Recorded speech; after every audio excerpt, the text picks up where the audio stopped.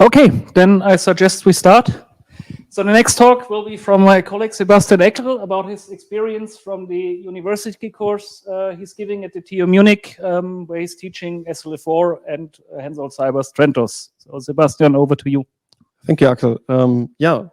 Hello and welcome. So today I want to talk a bit about my experience about the last, I would say, semester terms. So from winter term 2020, I started a small course which is focusing on seL4 and, of course, more on the user level part, CAmkES and TRENTOS, so the parts from HENSOLDT Cyber.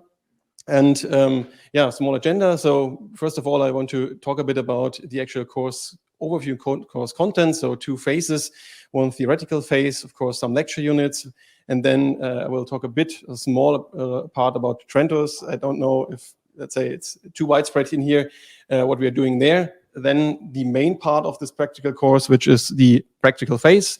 So actual coding units, we have 2 parts, some homework assignments we did as a preparation, and then the actual team projects where the students shall work in teams and then solve some specific problem. Then I will showcase a few results we have, and of course, some ideas, future work, and then open discussion to see if, let's say, other people are also doing related things. Of course, there are some parts, like, for example, the advanced operating system course, definitely, which is, I would say, the main course out there. But so it's basically the idea. So since winter term 2020, we established this course at the Technical University Munich, where I come from, and we conceptuated this as a practical course, which means that we have a limited amount of students. Compared to larger lecture units, it's basically a maximum of 15 students that we have. And in the end, what we want to do is group sizes of, let's say, maximum 3 students per team. Focus is on this seL4 microkernel development in the area of embedded systems. And as I said before, we're not focusing on, let's say, too much on actual kernel stuff. What we want to do is we want to use CAmkES and TRENTOS on top, and then create respective, let's say, real-world applications. That's the idea. So the students shall learn that, I would say, we try to bring them some idea of the whole chain, so that there is some hardware out there, embedded environment, then this glue code part, so bootloader things in between, like U-boot, and then on top, kernel, CAmkES as the environment, and TRENTOS as the actual operating system framework environment. And then, of course, besides the theoretical parts, students shall really do some hands-on work. And we, as said before, have split this in 2 parts where I will go into detail a bit later. So theory phase, I keep it short, is basically we start with some embedded hardware section. So we talk a bit about, or let's say do a recap about instruction set architectures, something that students shall usually, let's say, hear in the first or second semester. So we talk about ARM, a bit about RISC-V, and we try to bring over then that there, of course, there's this instruction set architecture. You can have some kind of, let's say, CPU or cores, and you have to place it somewhere, for example, a system on chip, and the system on chip also lives or has to live somewhere in between, inside, which is usually in our case some kind of single board computer. And what we use in here is the Raspberry Pi 3B Plus in this case. I also show later as some kind of development kit that we ship from HENSOLDT Cyber. And then, of course, this glue code part. So we have hardware, we have then the operating system part, but usually there's something in between which has to, let's say, do the configuration and startup, so some bootloader code, and then so the students can understand, okay, some software is already running or has to run to start up my actual operating system environment.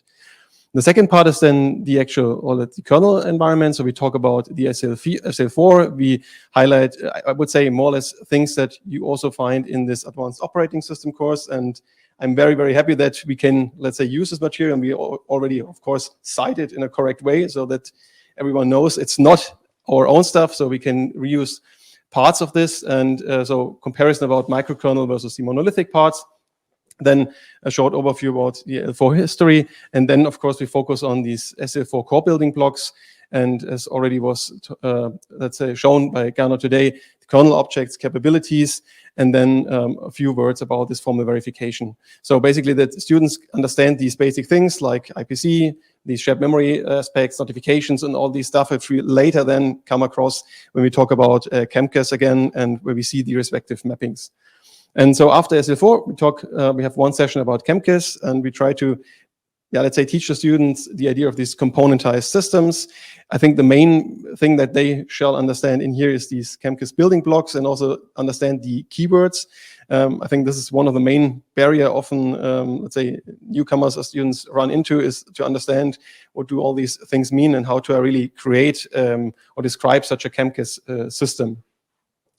Yeah, and then actual TRENTOS, so using seL4 and CAmkES underneath, and we will see this in these 2 bootcamp sessions that I give tomorrow, that of course TRENTOS is reusing CAmkES a lot inside, and so basically a lot of things that were already done in CAmkES can just be reused with small or no modification inside of CAmkES and in TRENTOS. And so we talk about the architecture, the overall SDK structure, the build and test environment, which is also Docker-based in our case, our own building blocks and additional components that we ship, and of course then the first steps in how to create first application inside of TRENTOS actually.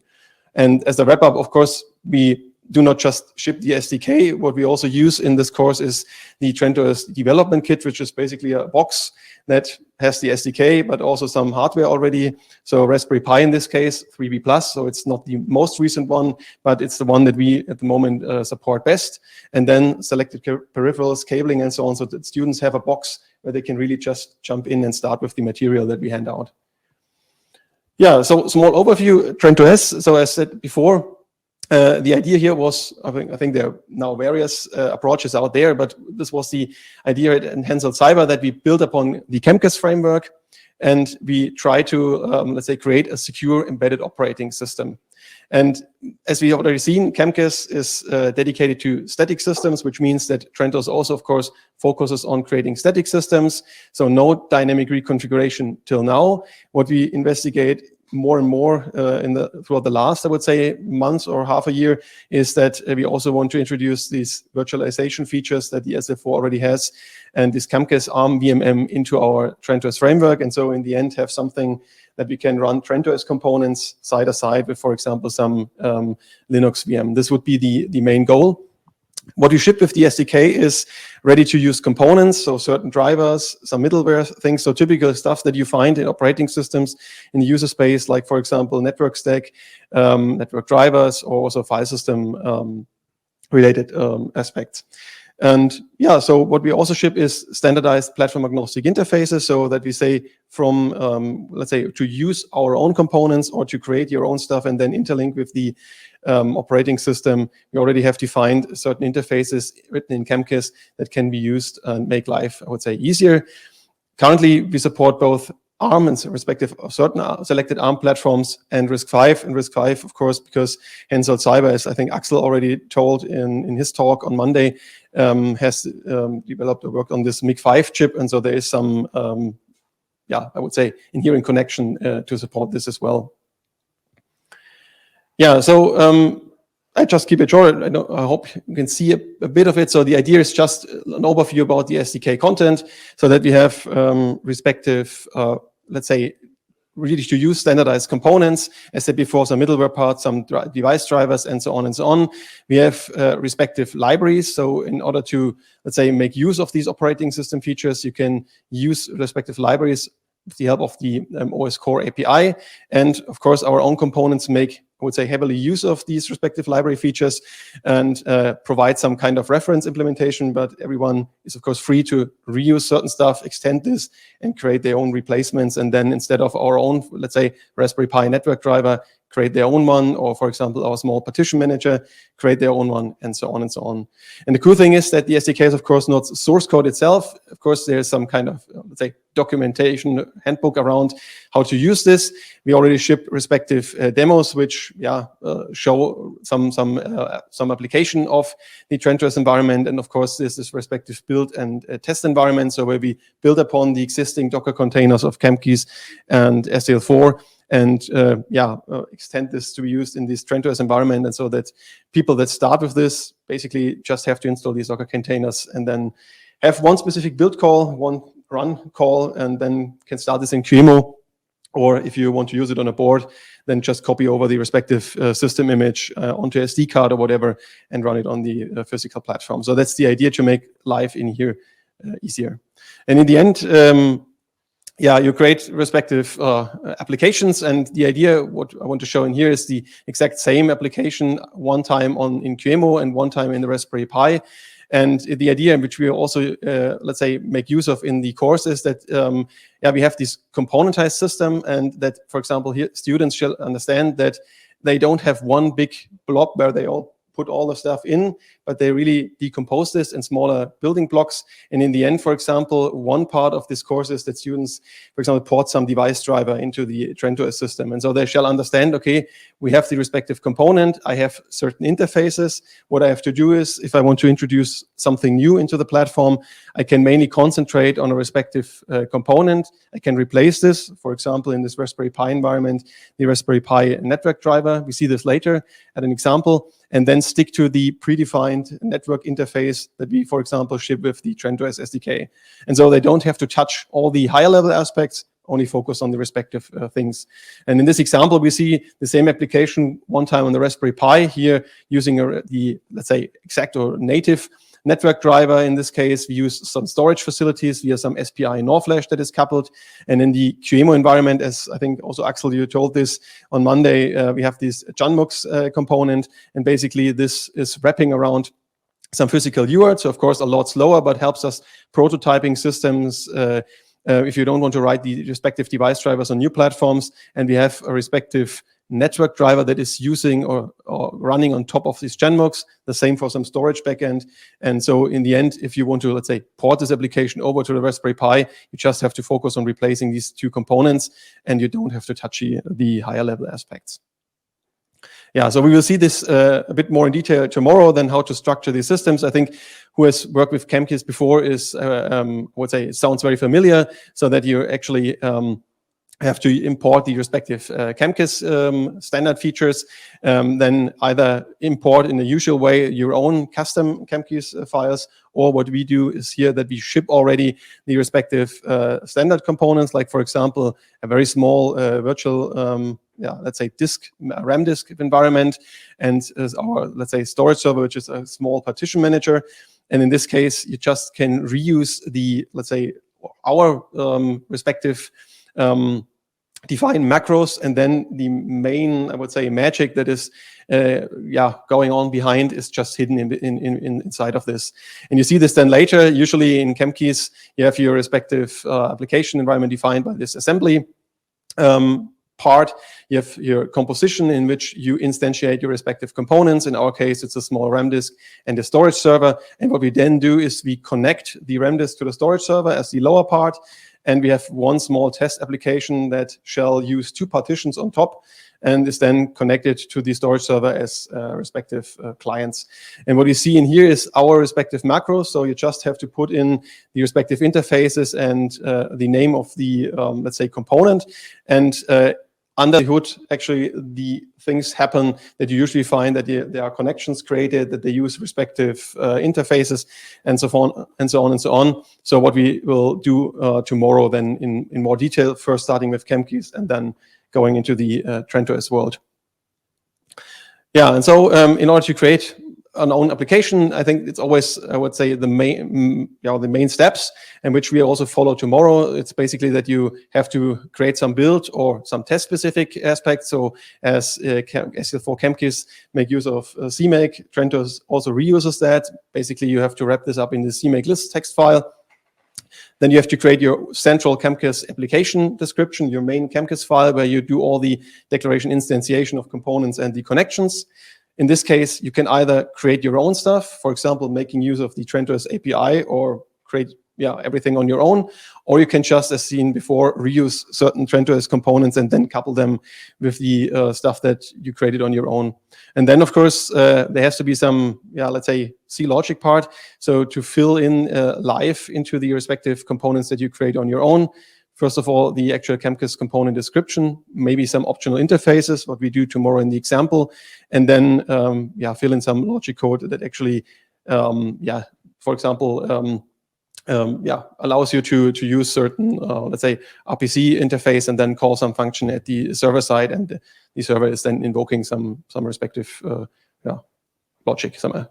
And as a last aspect, which is that's coming new from the TRENTOS side, for some applications, it makes sense to have some kind of global configuration. So because some of our components require some configuration, I would say, parts, and this is basically then wrapped up in some global configuration file. But more on this specific than tomorrow. And what the students are handed out then is this TRENTOS evaluation kit or development kit. So basically what I said before, you have the SDK, for example, physically distributed on an SD and USB stick. You have the Raspberry Pi 3B Plus. You have some USB UART adapter so that students can actually talk to the system and see some console output. We have one selected example peripheral, which is this SPI NOR flash, which we also make use of in the course. And of course, all the respective cabling, network cabling, adapter, power stuff, and so on. So they don't have to buy anything on their own and can just jump right in. And so after the theoretical phase, we have this practical phase, and we clustered this in two parts. Of course, in the end, we have to grade the students, and what we, of course, need is some individual aspects and then some team aspects. And I think you always have the, let's say, problem that sometimes in these teamworks, there's some students which are very good and do a lot, and some other students tend to do project management, as they call it. And so as we want to reduce the amount of project managers in there, that's why we have this homework assignment part. And so in this case, actually, you see if the students, they have to do it individually, and then you can count this and can see, okay, if they really perform later on well, or if this is basically done by only one or two of these students. And so what we do in the homework assignments is basically that we have built upon the theory parts that we have shown in the lecture units, and then they get a small project, and then they iteratively develop this. So they start, I show this later, they start with a simple storage application in QEMU using this RAM disk part, for example, using the TRENTOS file system API, and then step by step they move on, go over to a physical platform, to the Raspberry Pi, they then switch the respective storage backend, and then in the end implement respective network capabilities. And if they have finished with that, they basically have everything that they need in order to start with the team projects. And as I said before, the idea here is that we have some real-world application. And usually we have clustered this in, I would say, two parts. So this is exemplarily from our last semester term, that we have one so-called simulator case, where we say we use some open source simulator, in our case, autonomous driving, robotics, or some drone simulator. The students shall, in this case, develop an application running on TRENTOS that is communicating to a Linux PC where the simulator is running, so using the network capabilities, understand the API of the respective simulator, and then, of course, do something, for example, control a drone, fly it somewhere, or do some autonomous parking, and so on. And on the other hand, they also shall focus, or let's say, on porting a respective device driver for example, some SPI or I2C-based peripheral. And in the last semesters, for example, this was done for an SPI-based Ethernet, so that students should understand, okay, you have this native Ethernet driver, and in this case, you shall create your new one, then replace the native one. As you can see, switch out the components, and then basically run your whole system again without any, let's say, problems. Besides, maybe it's a bit slower, but in this case, I would say the amount of data that is transferred here is quite less, so it's not really coming into, or not really posing a problem. And the second part is, we started with this in the last semester, is that a bit more going into the security case, and due to, let's say, some linking of this course to the Fraunhofer ISAC, we came across the idea that we, for example, could focus on a bit more, let's say, security-related peripherals. In this case, we exemplarity used some SPI-based TPM peripheral, this Let's Trust hardware, and we wanted to see, okay, if the students can develop a TRENTOS application and then make use of the respective TPM device in very small ways. So, for example, you can use or exploit the key store, and, for example, can, let's say, use one of these, let's say, hardware-accelerated cryptography functions, and then, for example, do a small performance comparison to the TRENTOS software-based crypto library, which is based on embed TLS. Yeah, so the homework assignments, 5 parts, and base setup is basically that we use a QEMU-based setup. We use, for example, this Sync 7000 or Sabre platform.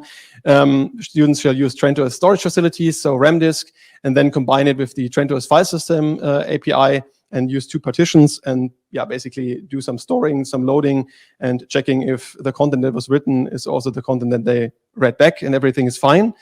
Then they start switching the file system type. So in the beginning, they use the fat file system. And for the, let's say, SPI NOR flash, we use the one specific file system, which is the FS file system.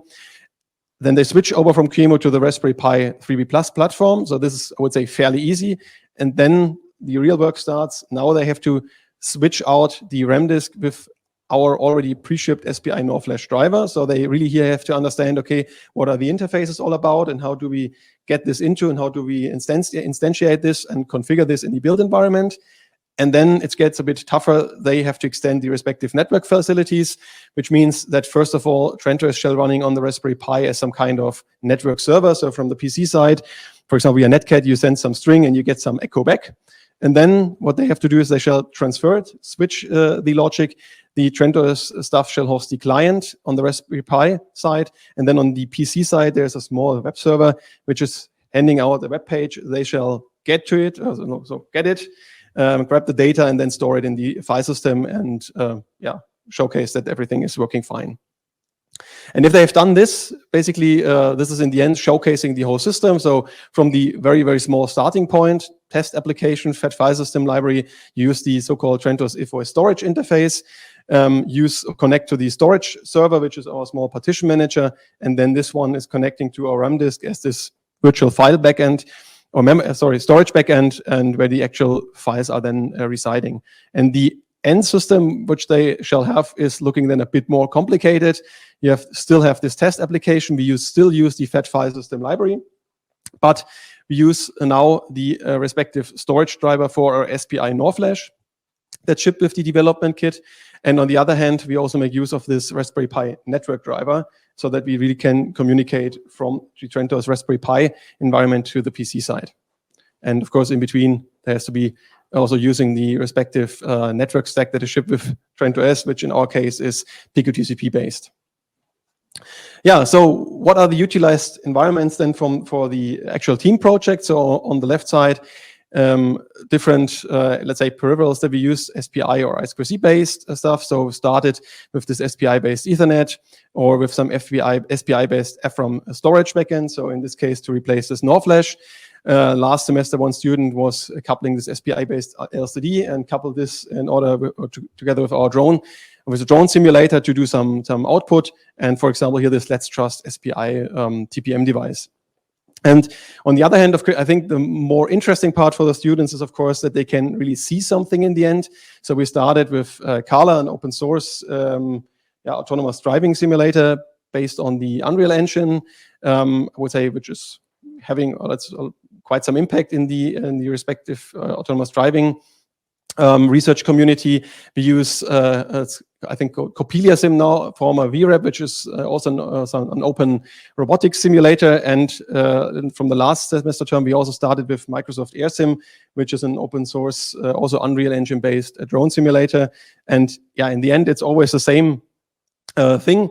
Basically, the students shall connect to this simulator. Here, exemplarity, the drone simulator, and what they shall do, they shall control a virtual drone. And we always want to follow, I would say, the same path, these typical sense, calculate, act model, so that they shall get sensor data, virtual sensor data from the simulator. For example, here with this drone part from a virtual LiDAR sensor, they shall then, let's say, ship this data from the simulator to our TRENTOS application that they have to write. Here they shall calculate an actual flight path. In our case, what they shall do with the LiDAR data is they shall find the highest surrounding position and then calculate some flight path and then fly there and land there autonomously. And of course, what they also have to do is do somehow the control of these virtual actuators so that the actual drone is flying in the simulator. And I would say this can be done usually by two students in one of these teams. The other one can then focus on this, let's say, device driver implementation. And what we do is we don't expect that they always have to write this completely from scratch. For most of these devices, there is, of course, open source code already out there. And the cool thing is here that the students can then make use of this and can try to port this over. Of course, it's not just like throwing this into TRENTOS and then it's running. They have to understand how to, let's say, map this driver on the respective SPI library parts that we already ship, for example. And so they still have to learn something in order to figure out how this actually works internally, and then how they map it on this TRENTOS environment. And we started with this memory part and with this Ethernet part, and then extended this throughout the last semesters. And for the TPM-based stuff, as already said, it's basically one specific example that can be used for this SPI-based environment. So they also have to figure out how to bring this in or introduce this into the TRENTOS environment. We said, okay, exemplarily, you can use or try to use the key store functionality and this hardware-based acceleration of some crypto functionality. So in the last semester term, they, for example, then used the onboard RSA 1024 implementation, and then compared it, for example, to the one that we ship with the TRENTOS crypto API, which is based on Mbed TLS and which is a purely software-based library. And then in the end, they shall, let's say, implement both parts and then do some small performance measurement to see, okay, which one is running faster, or does it really make sense? And also exploit the respective key store facility. As an example, results, I show a few things in here. So one thing is this SPI FRAM memory storage. And if you remember the picture from before, from the homework assignments, basically it was the same thing. We have this network driver part, we have our higher level parts, but the thing that changed in here is now that the students don't use this SPI NOR flash driver that we ship, but they have to replace this with their own Raspberry Pi SPI FRAM device driver. And therefore they have to understand how these interfaces work. For example, if they need additional components or support, like, for example, time server support, and then create their own component, do the respective, let's say, wrapping around. So the actual TRENTOS, I would say, wrapper, and then, of course, the underlying library and stuff that is more linked to these lower level parts.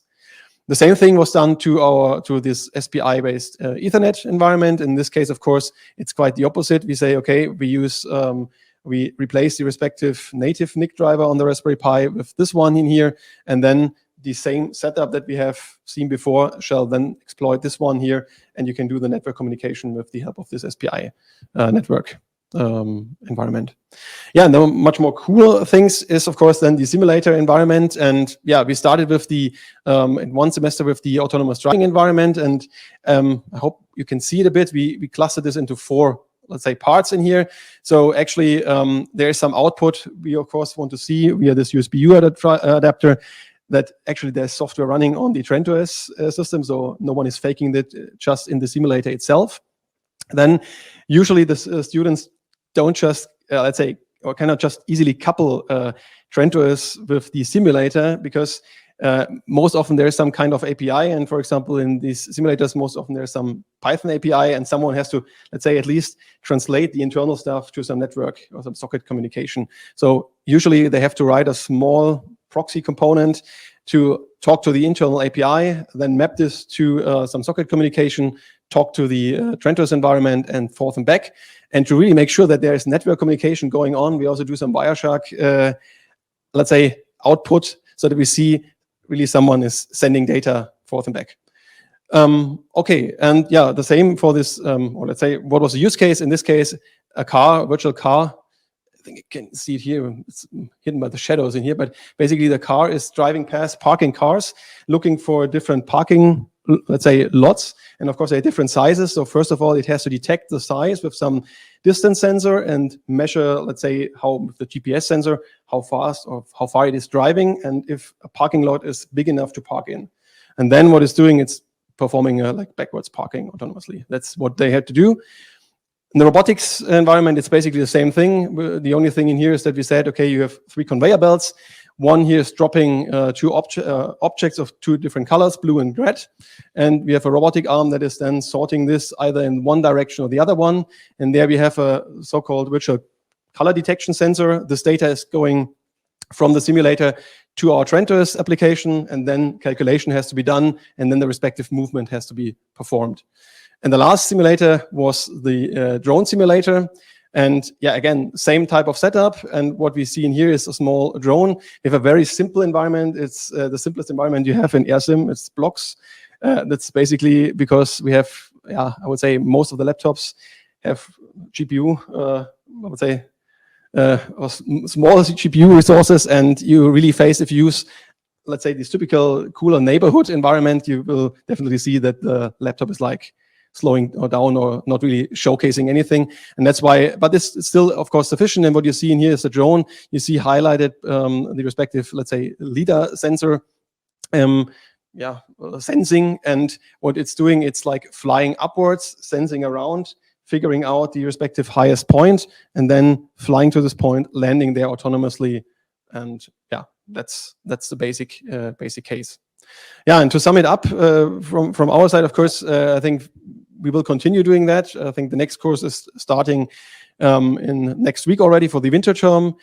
For the future, I think applying further simulators might make sense. What we definitely want to have a look at is that we go a bit more into this cryptographic stuff, so that we might integrate this TRENTOS crypto API stuff and follow on with this TPM environment.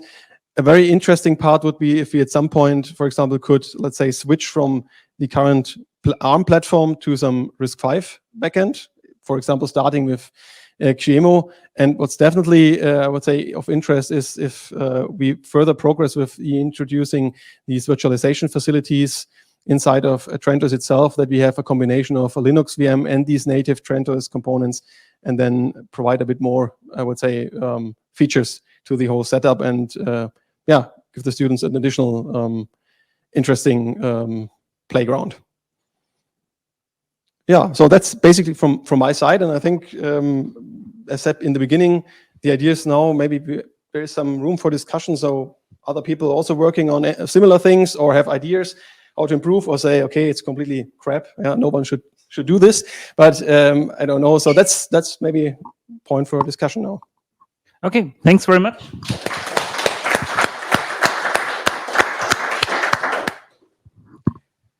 So then you start with the first question. Then I don't have to start. So you have 15 out of how many students per year typically? I think it's so comparing it to other courses like, let's say, Android or iOS development, it's not so many applicants, but I think it increased a bit, and I think it's around 70 or 80 that actually apply. And then in the end, it's at the TUM, there's a special so-called matching system. So students have to give some priorities, and then in the end you can also prioritize. And then in the end, it turns out that most often you get no one that has selected your course in some way. So it's like a bit of a mix, but usually that's the rate. So you find enough interested people, and they are also capable of. Yes, I would say so. We don't have, let's say, we are as well bachelor's as master students. I think from third semester, where they have heard at least the basic principles in operating systems and these typical hardware stuff can apply. And let's say the minimum requirement is that, of course, they have some basic experience in C programming.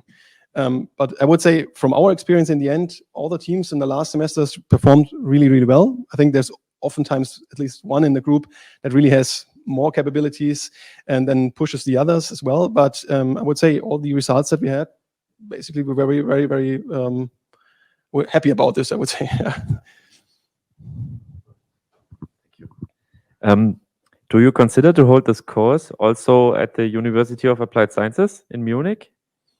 If there's interest, I would definitely say yes. Yeah, so I think it was already talks before, I think, from the company side to maybe spread this. So if there's interest, we can definitely have a talk, yeah. Okay, great.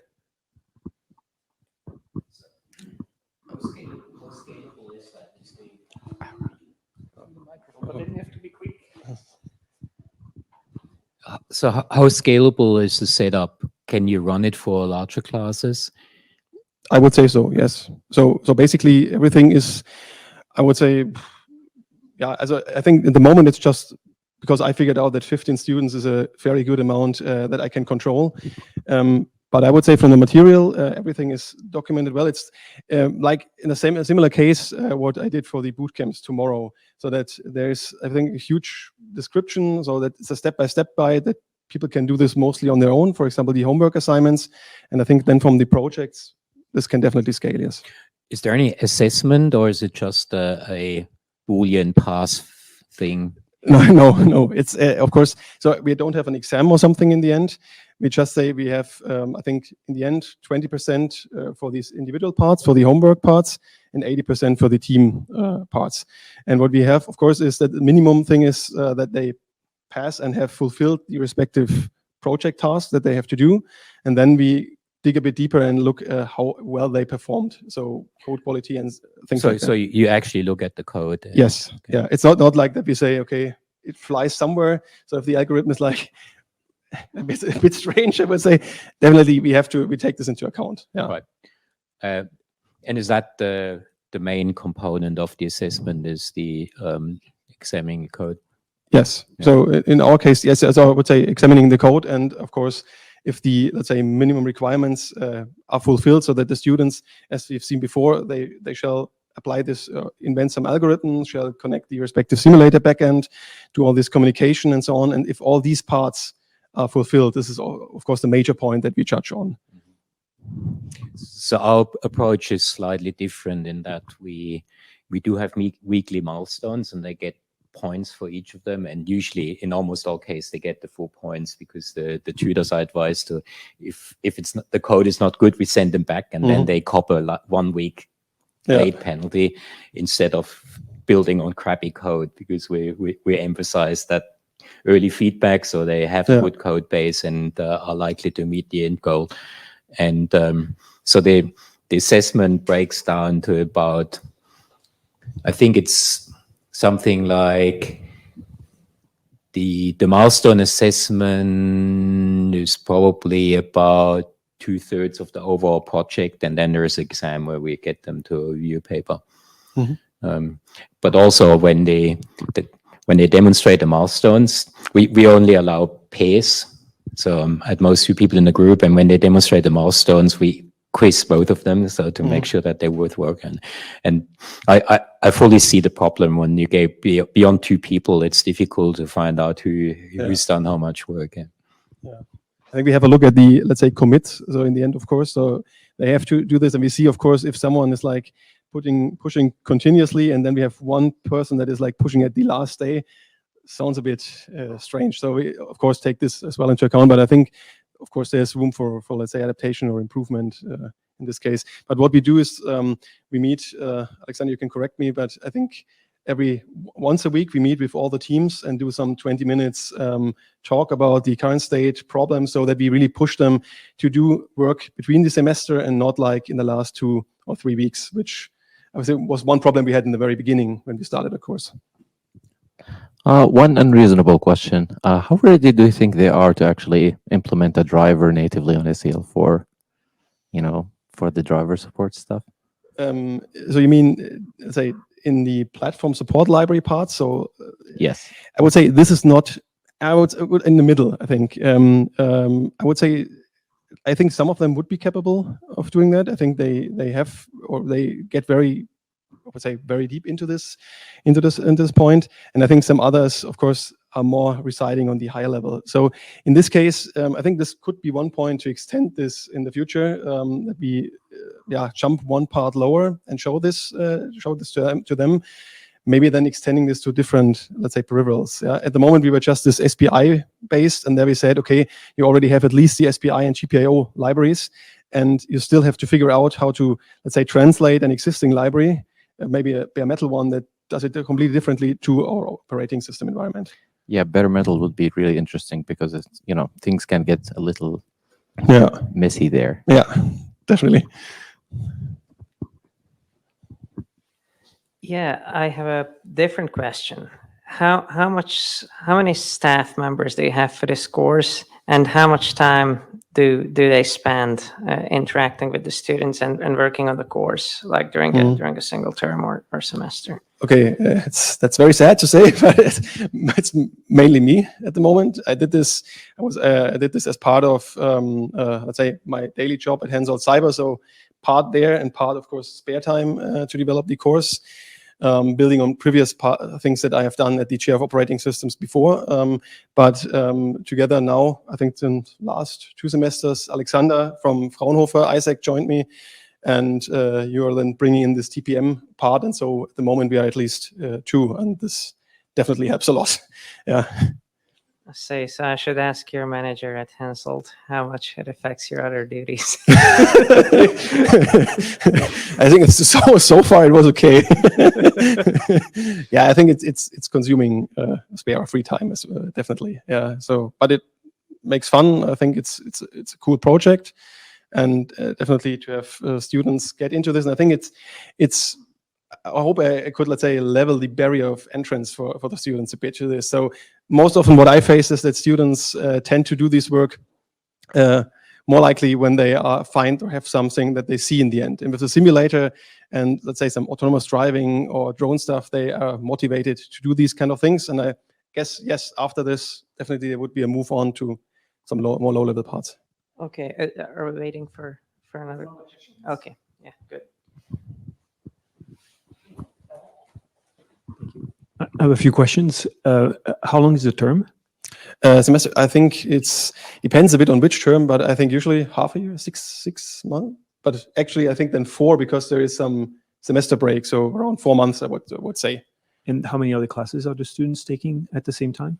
I think they have to do a total of 30 ECTS credits, and this one gives 10. So in that semester, like the 4 month, how many other classes are they taking? Depends. If this is 1/3 already, so they have 20 ECTS to spend. And I think at the university here, it's like I think there are courses from 3 credits up to 15 or whatever. So it depends a bit what they put into, but usually 20, I would say, if they follow this plan. And the HENSOLDT kit, the SDK kit, how much does it cost? And do you ship outside Germany? I would say shipping outside Germany, yes. Actually, the cost, I don't know. I think we have to ask this to, I think, Thomas, our head of development, or Axel, do you know? I don't know. So are you asking as a lecturer or as an industry customer? Lecturer.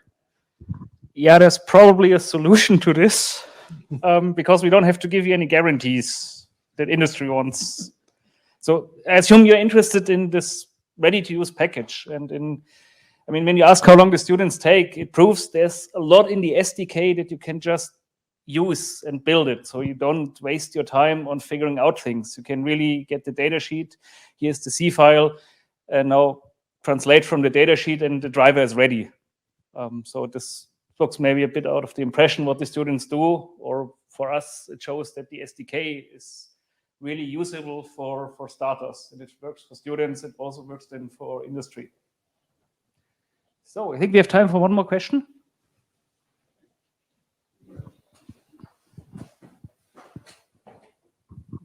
If I recall correctly, all the interesting peripherals of the Raspberry Pi are connected via USB. So is that the reason, or did I get it right, that the onboard Ethernet is not being used in your setup? It is used. Yeah. It is used. So there must be a USB stack then included in the kit. Yes. Okay. Currently, it's tightly coupled with the let's say native network driver, and so that's, I would say, not the best thing right now, but it's working so far, and students don't have to touch it right now. So okay. This would be, of course, some point for the future to work in this direction, but I was not sure if I really can hand these kind of things over to the students. That's why we started with SPI. Understandable, yeah. Okay, thank you. Finished or? Any more questions? Okay, then thanks very much, Sebastian.